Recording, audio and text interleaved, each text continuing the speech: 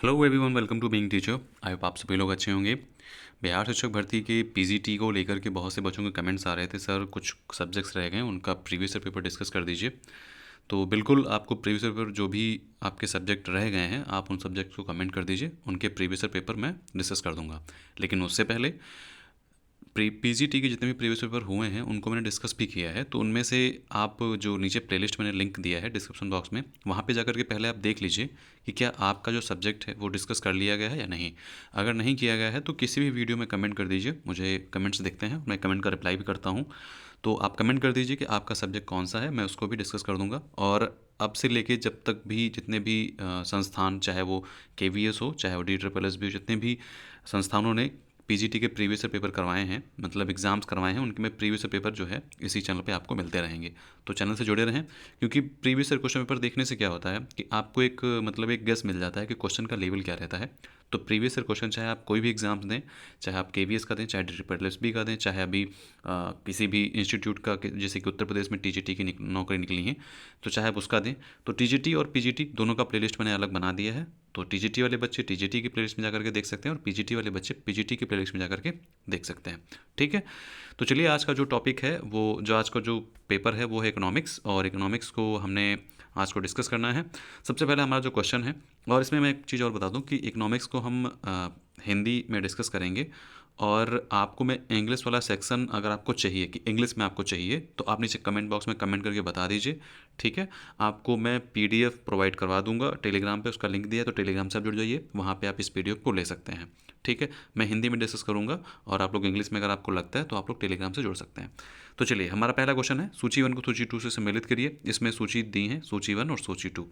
तो यहाँ पे सूची 1 जो है आपको इसमें यहाँ पे मैच करना है, तो इसका चलिए हम आंसर देख लेते हैं, 32154।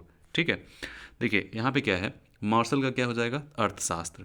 ठीक है, और यहाँ पे रॉबिन्स का हो जाएगा, सीमितता का अर्थ, 321। तो एडम स्मिथ का क्या हो जाएगा, वेल्थ ऑफ नेशन।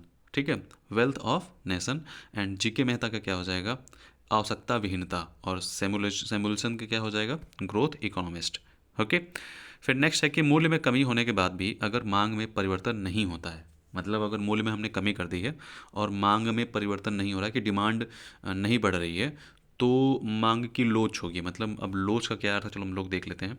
तो इंग्लिश में जो क्वेश्चन हिंदी में समझ में नहीं आएगा, जो लगेगा मुझे कि इसके वर्ड जो है वो क्लिष्ट हैं, तो मैं उसको इंग्लिश में भी पढ़ दूंगा। ठीक है, तो क्वेश्चन क्या था, what demands is unaffected after decreasing the price, degree of elasticity will be. तो यहाँ पे आपका आंसर क्या हो जाएगा, यहाँ पे zero, add is equal to zero. Okay, चलिए नेक्स्ट क्वेश्चन में चलते हैं। नेक्स्ट क्वेश्चन है कि अर्थशास्त्र कला एवं विज्ञान के रूप में एक दूसरे का पूरक है।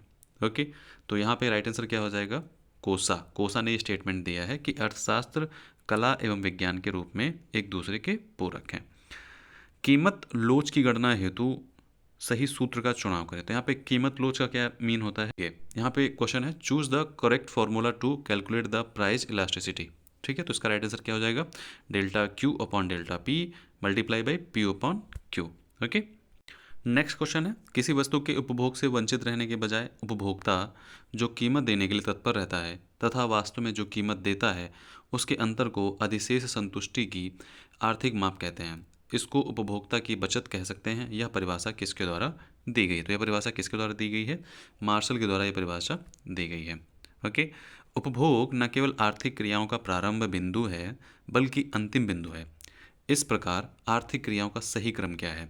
ठीक है, चलिए इस क्वेश्चन को हम इंग्लिश में देख लेते हैं।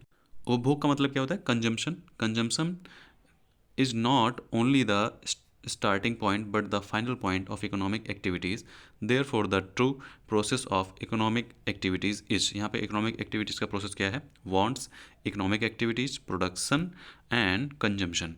ठीक है, ये economic activities है। नेक्स्ट क्वेश्चन है हमारा, उपभोक्ता की बचत की धारणा किस नियम पर आधारित है।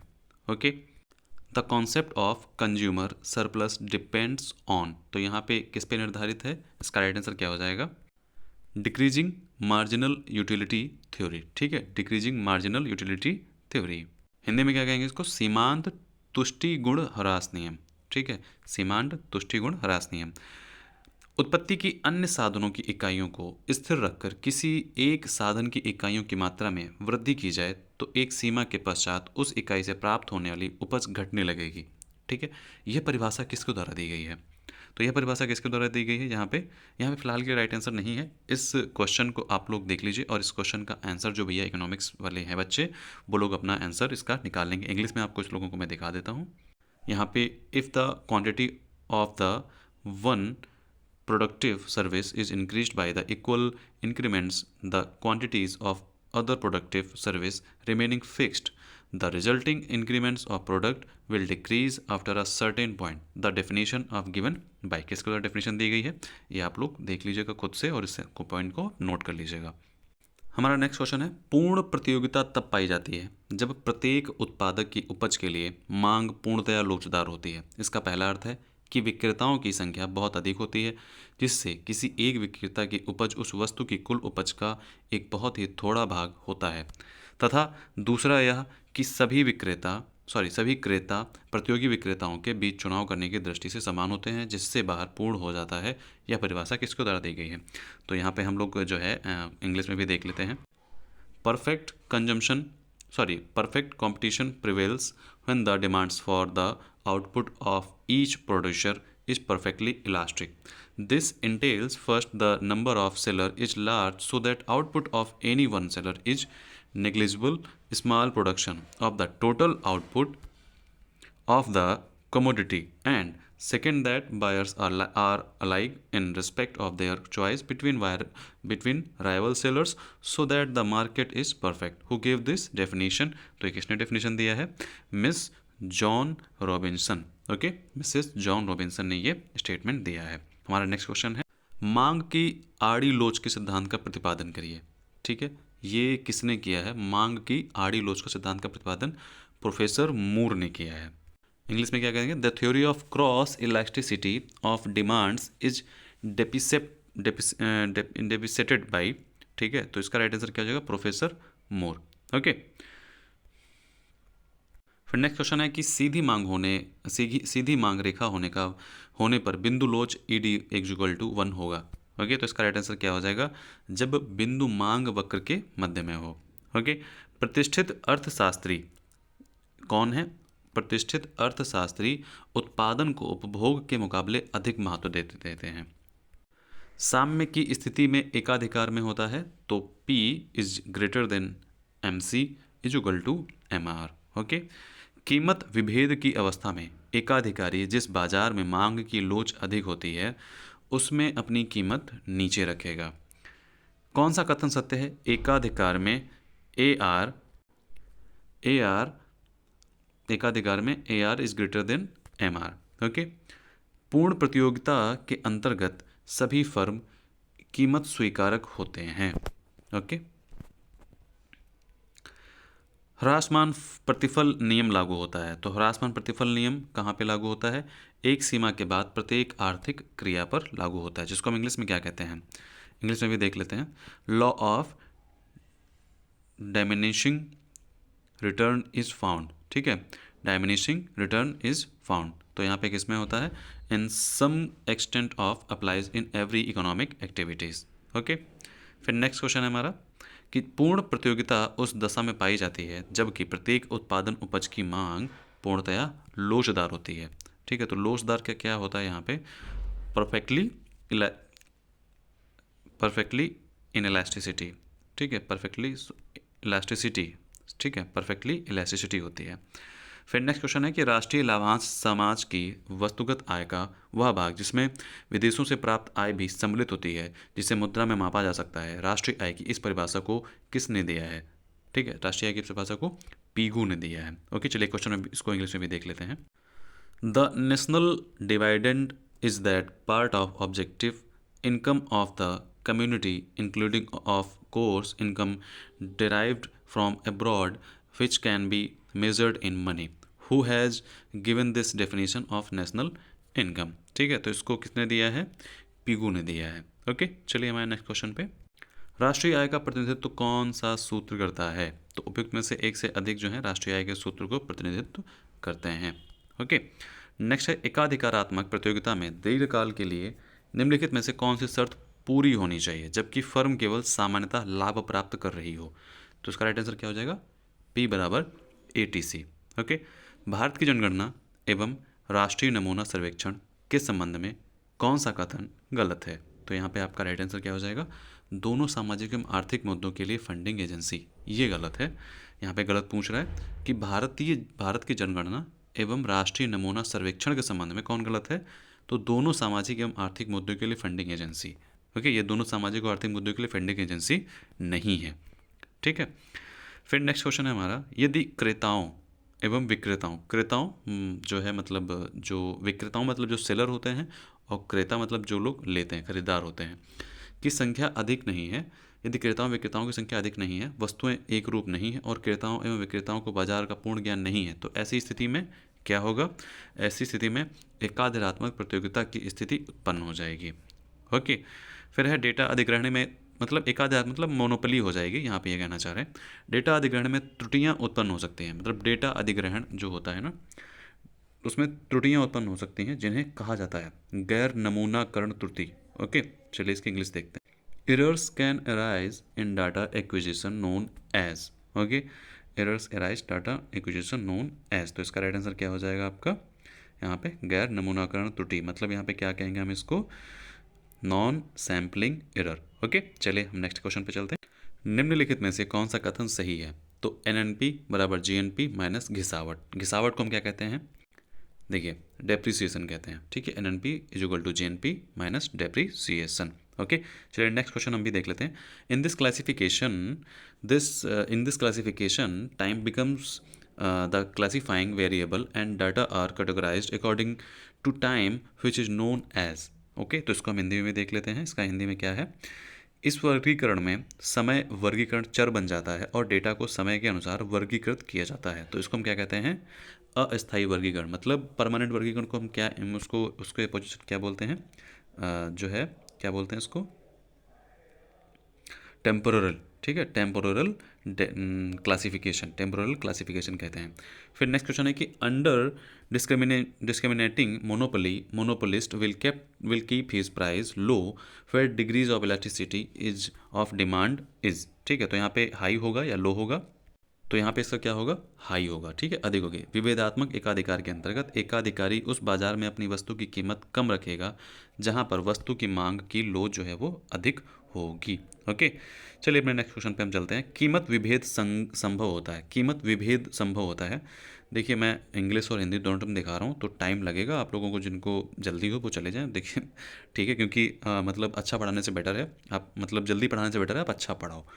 तो यहाँ पे इंग्लिश और हिंदी इकोनॉमिक में रहता है, बहुत से बच्चों को कन्फ्यूजन होता है, तो मैं इसीलिए इंग्लिश भी दिखा रहा हूँ, क्योंकि कुछ बच्चों के मुझे कमेंट्स आए थे कि सर बीच बीच में इंग्लिश में भी थोड़ा सा दिखा दीजिएगा तो मुझे अच्छे से समझ में आ जाएगा। ओके, तो यहाँ पे उपयुक्त में से एक से अधिक हो जाएगा, तो इसका चलो हम इंग्लिश टर्म भी देख लेते हैं।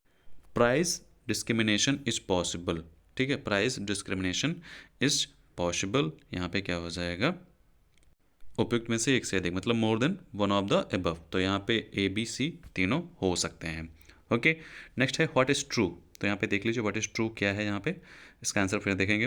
फिर है इन FY 2023 net FDI inflows declaration two billion from billion in F22। मतलब यहाँ पे कह रहा है जो FDI इनफ्लोज डिक्लाइन हुआ है 2022 से 2023 में, तो ये कितना है? तो चलिए पहले हम देख लेते हैं इसका, कि AFC बराबर, सॉरी APC प्लस APS बराबर 1। इसका राइट आंसर क्या हो जाए? इसका राइट आंसर हो जाएगा ये। ओके, फिर नेक्स्ट क्वेश्चन है कि जो हमारा FDI है वो 2023 में घट कर 2000 जो मतलब 2022 में था उस घट करके 2023 में कितना हुआ है? तो इसका राइट आंसर हो जाएगा कि $28 जो है अब हो गया है, पहले क्या था? 38.6 था। ओके, चलिए हम नेक्स्ट क्वेश्चन पे चलते हैं। नेक्स्ट क्वेश्चन है कि 1951 में विद्युत उत्पादन क्षमता कितनी है? तो यहाँ मतलब इलेक्ट्रिक प्रोडक्शन की बात की जा रही है, तो यहाँ पे 1951 में विद्युत उत्पादन क्षमता कितनी थी? 1951 की बात की जाए तो 2.3 हज़ार मेगावाट। निम्नलिखित कथनों में से कौन सा सही है? तो स्तंभ का 10 बराबर भागों में विभाजन दशमक कहलाता है। बिल्कुल राइट आंसर है ये आपका। फिर नेक्स्ट है कि यहाँ पे भारत का करंट अकाउंट डेफिसिट 2023 के जनवरी मार्च क्वार्टर का मतलब है Q4 में कितना कम हुआ है? ठीक है, तो इसका राइट आंसर क्या हो जाएगा इसका? यहाँ पे $1.3 बिलियन या 2% GDP का। ठीक है, जहाँ पे इसका राइट आंसर हो जाएगा। फिर नेक्स्ट क्वेश्चन है कि कीन्स के रोजगार सिद्धांत के लिए क्या सत्य है। जो कीन्स का रोजगार सिद्धांत है, मतलब एम्प्लॉयमेंट जो थ्योरी है, उसको क्या सत्य नहीं है। यहाँ पे राइट आंसर क्या हो जाएगा, क्या सत्य नहीं है। तो मतलब पूर्ण रोजगार जो है ये सत्य नहीं है। कीन्स का जो रोजगार जो एम्प्लॉयमेंट थ्योरी है वो ये नहीं कहती कि सबको मतलब पूर्ण रोजगार जो है यहाँ पे दिया जाए। एक तरीके से यहाँ पे शायद ऐसा ही कह रहे हैं, मुझे नहीं पता, बट यहाँ पे जो आंसर है वो यही है कि पूर्ण रोजगार, ठीक है, कंप्लीट एम्प्लॉयमेंट। फिर नेक्स्ट क्वेश्चन है कि स्पेशल असिस्टेंट स्कीम के तहत केंद्र ने 16 राज्यों के लिए कुल 56,415 करोड़ रुपए पूंजीगत निवेश हेतु स्वीकृत किया है, जिनमें से बिहार को कितना मिलेगा। तो यहाँ पे बिहार को कितना मिलेगा, 9640 करोड़। भारत में गरीबी का सामाजिक कारण कौन सा है। यहाँ पे वैसे सारे हैं ये, ठीक है, जाति प्रथा, उत्तराधिकार नियम और संयुक्त परिवार प्रणाली। तो हालांकि जाति प्रथा तो हो सकता है बिल्कुल, और उत्तराधिकार नियम नहीं है, क्योंकि उत्तराधिकार वाली कहानी है जैसे कि कंपनी वाला, जैसे कि मान के चलिए अब क्या होता है कि जैसे रिलायंस ही ले लीजिए, तो रिलायंस को जो मुकेश अंबानी संभालें फिर उनके बेटे संभालेंगे, तो एक तरीके से उत्तराधिकार का नियम होता है, किसी गरीब पढ़े लिखे इंसान को मौका नहीं मिलता है, तो बिल्कुल ये भी हो सकता है। फिर संयुक्त परिवार प्रणाली, तो संयुक्त परिवार प्रणाली भी बहुत हद तक रहती है कि जैसे कि क्या होता है संयुक्त परिवार प्रणाली में क्या होता है कि जो बहुत सारे जो लोग हैं वो रहते हैं, जुड़ना चाहते हैं, जुड़ के रहना चाहते हैं, वो अलग नहीं होना चाहते हैं। तो अगर मान के चलिए आप गांव में रह रहे हैं तो आप वहाँ से निकलना नहीं चाहते क्योंकि आप संयुक्त परिवार प्रणाली से जुड़े हुए हैं, तो एक ये भी एक जो है ये हो सकता है। केंद्रीय सांख्यिकीय संगठन का स्थापना वर्ष क्या था। तो 1951 में केंद्रीय सांख्यिकीय संगठन का स्थापना वर्ष है। फिर नेक्स्ट क्वेश्चन है हमारा कि मुद्रा का अर्थ क्या है। Micro unit development and refinance agency. यहाँ पे मुद्रा बहुत बड़ी स्कीम चलाई गई जिसके अंदर लोन प्रोवाइड किया जाता है जो स्मॉल स्टार्टअप होते हैं उनके लिए। अंतर्राष्ट्रीय अर्थशास्त्र प्रायः संदर्भित है व्यवहारिक अर्थशास्त्र और सैद्धांतिक अर्थशास्त्र के रूप में, ठीक है, बिहेवियरल और थ्योरेटिकल। यहाँ पे इसका राइट आंसर हो जाएगा।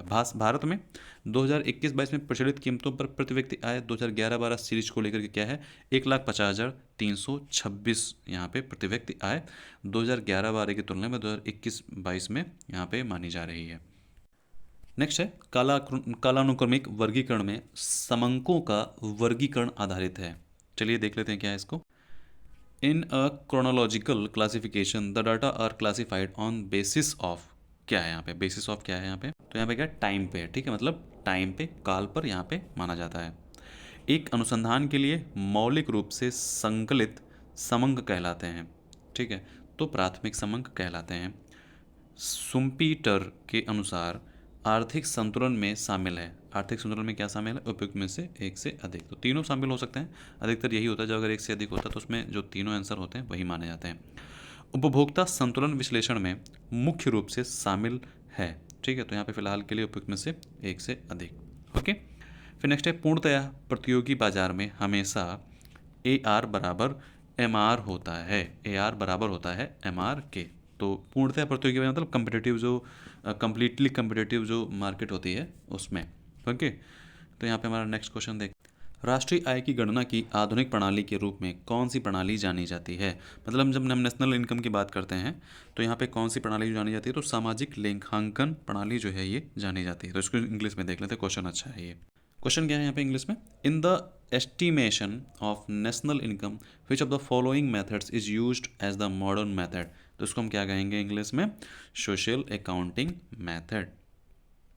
फिर यहाँ पे एक क्वेश्चन है सांख्यिकी अनुमानों और संभावनाओं का विज्ञान, जिसको हम क्या कहेंगे इंग्लिश में, statics is a science of estimates and probabilities. सांख्यिकी विज्ञानों और संभावनाओं का विज्ञान किसने दिया है इसको, ठीक है, इसका राइट आंसर क्या हो जाएगा, बॉर्डिंगटन ने, ठीक है, बॉर्डिंगटन ने ये डेफिनेशन दी है।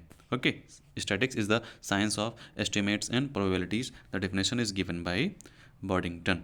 ओके, नेक्स्ट है भारत की प्रथम विधिवत जनगणना का वर्ष था। तो 1881 में था, ठीक है, लॉर्ड मेयो ने यहाँ पे जनगणना करा थी।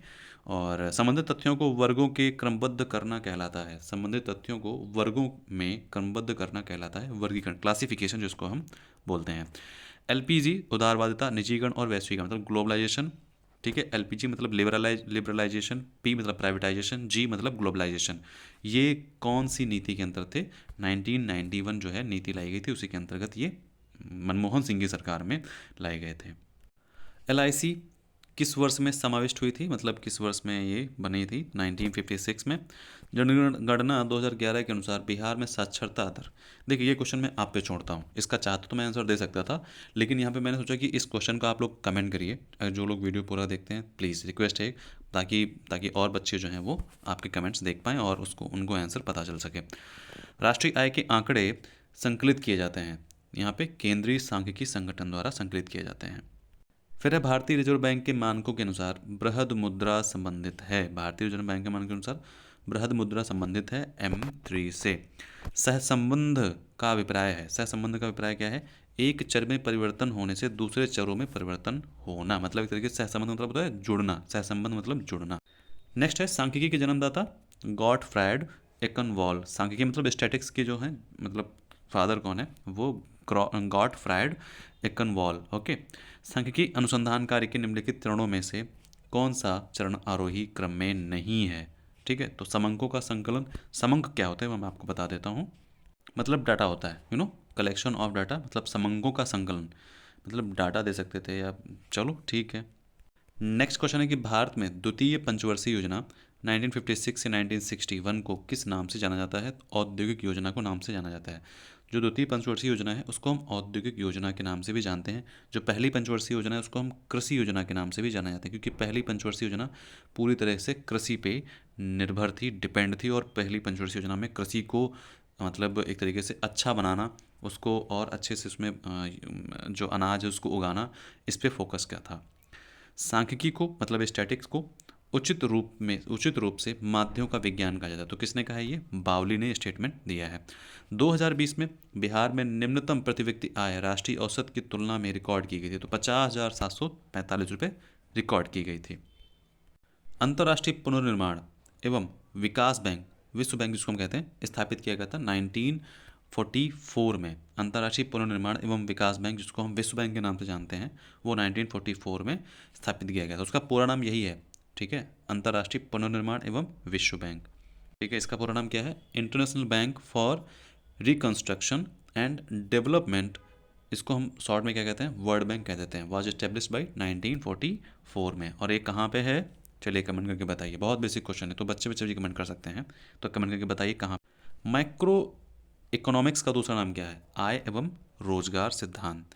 बिहार में प्रति व्यक्ति ऊर्जा उपभोग 2019-20 में बढ़कर हो गई है 332 किलोवाट। ठीक है, 332 किलोवाट हो गई है। जनगणना 2011 के अनुसार बिहार के किन जिलों में न्यूनतम लिंगानुपात है? ठीक है, तो मुंगेर एवं भागलपुर में लिंगानुपात न्यूनतम है। 2011 के अनुसार पटना की कुल जनसंख्या कितनी है? इकाई, दहाई, सैकड़ा, हज़ार, 10,000, लाख, 10 लाख। सीरियसली, मतलब 58,38,465 ही थी पटना की कुल जनसंख्या है। अच्छा, मुझे लगा पूरे बिहार की, ऐसा तो हो ही नहीं सकता, क्योंकि यूपी में ही 25 से 26 करोड़ है, तो बिहार में तो दूसरा नंबर बिहार का ही है। ओके ओके, नेक्स्ट क्वेश्चन है हमारा कि the prevention of money laundering act ये कब प्रभावी हुआ था? The prevention of money laundering act कब प्रभावी हुआ था? ये हाल ही में प्रभावी हुआ है। ये आप क्वेश्चन आप लोग देख लीजिएगा, क्योंकि ये 1998, 99, 2001 में तो नहीं हुआ है, क्योंकि जब 2015 से आई थिंक प्रभावी हुआ है, या 16 से, ऐसे ही, the prevention of money laundering act, या फिर हो सकता है पहले प्रभावी, मुझे नहीं पता, आप लोग इसका प्लीज़ आंसर देख लीजिएगा। ओके, नरेगा, नरेगा का पूरा नाम क्या है? National rural employment guarantee. Next है ट्राइसेम, ग्रामीण युवा की स्वरोजगार हेतु प्रशिक्षण योजना है एक, ट्राइसेम। ओके, क्या है ये? ग्रामीण विकास कार्यक्रम है। फिर नेक्स्ट क्वेश्चन है हमारा यहाँ पे कि मेक इन इंडिया वैश्विक पहल का प्रवर्तन किया गया है। मेक इन इंडिया वैश्विक पहल का प्रवर्तन 2014 में स्टार्ट किया गया था। ये बाईं से दाईं और नीचे की दिशा में उदासीनता वक्रों की प्रवृत्ति है। उदासीनता, उन्नोत्तर जो है यहाँ पे आपका राइट आंसर हो जाएगा। जब निचली और ऊपरी दोनों सीमाओं पर विचार करते हैं तो ऐसे वर्ग कहलाते हैं समावेशी वर्ग कहलाते हैं। एक तो इकोनॉमिक्स के जो टर्म है हिंदी के बड़े अटपटे से हैं, perfectly inelastic demands is equal to. ठीक है, चलिए इसको हिंदी में भी देख लेते हैं। पूर्णतः बेलोचदार मांग किसके बराबर होती है? जीरो के बराबर होती है। ओके, पूर्णतः लोचदार मांग किसके बराबर होती है यहाँ पे? मतलब किस पूर्णतः लोचदार मांग क्या है? असीमित है यहाँ पे। ओके, निम्नलिखित में से किसके द्वारा माध्यिका का निर्धारण किया जाता है? किसके द्वारा माध्यिका का निर्धारण किया जाता है? ओजाइव वक्र के द्वारा माध्यिका का निर्माण किया जाता है। फिर एकाधिकार बाजार में हमेशा औसत आगम ए आर जिसको बोलते हैं बड़ा होता है सीमांत आगम एम आर से। ये क्वेश्चन आई थिंक 3 बार पूछा जा चुका है, 3 नंबर तो ऐसे ही पक्के हो जाएं इसके क्वेश्चन के आधार पे। विनियोग की मात्रा में वृद्धि होने के साथ साथ पूंजी की सीमांत क्षमता एम जो है वो घटती है। लास्ट क्वेश्चन हमारा वर्ग चित्र कहलाता है, उसको हम क्या कहते हैं, द्विविमा चित्र कहते हैं। ओके, तो बहुत इसमें मतलब एक तरीके से ना खुरपींची टाइप में ये पेपर था, काफ़ी इसको पॉज कर करके मुझे बनाना पड़ा, और इसमें थोड़ी बहुत एडिटिंग भी करूँगा, तब जाके मैं इस वीडियो को अपलोड करूँगा। तो ध्यान रखिए, और आप लोग अपना कमेंट जो आपका सब्जेक्ट जो है उसका नहीं अब करके गया तो कमेंट करके बता दीजिए, मैं उसको जल्दी से डिस्कस करके डाल दूँगा। ओके, तो ध्यान रखिए, मिलते हैं नेक्स्ट वीडियो में, बाय बाय।